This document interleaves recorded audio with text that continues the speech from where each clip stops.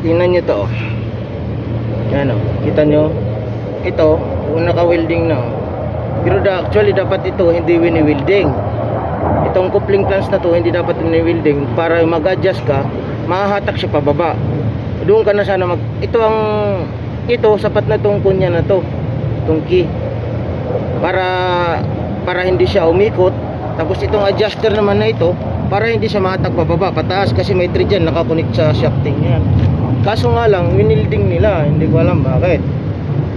Ang gagawin natin, pwede itong baklasin siguro, pukpukin, kasi mayroon naman ng lamat, parang natanggal na siya. Parang natanggal na siya, nag-crack.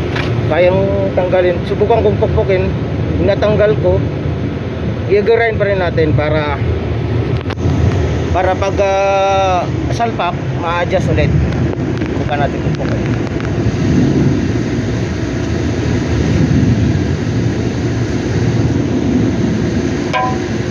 Ito dapat yan. Ay, ito yan, natatanggal. Yan. Ito, para hindi na ito tumatak pa baba, pataas. Ito naman, para hindi umikot. Ito, complete plans ito.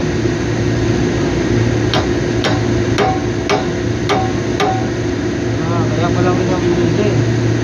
Hindi maluwag, pero hindi naman.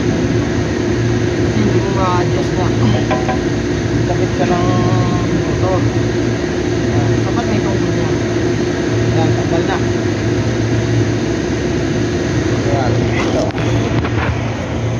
Ayan o, naka-welding siya. Ayan o, naka-welding. Actually, spot lang pero pinaikutan. Pero dapat hindi, kasi ito kasi yung dito mag-a-adjust kasi hindi mo mahata kasi nga naka-welding na. Wala nang kwenta tong adjuster na to kasi winilding, which is hindi dapat.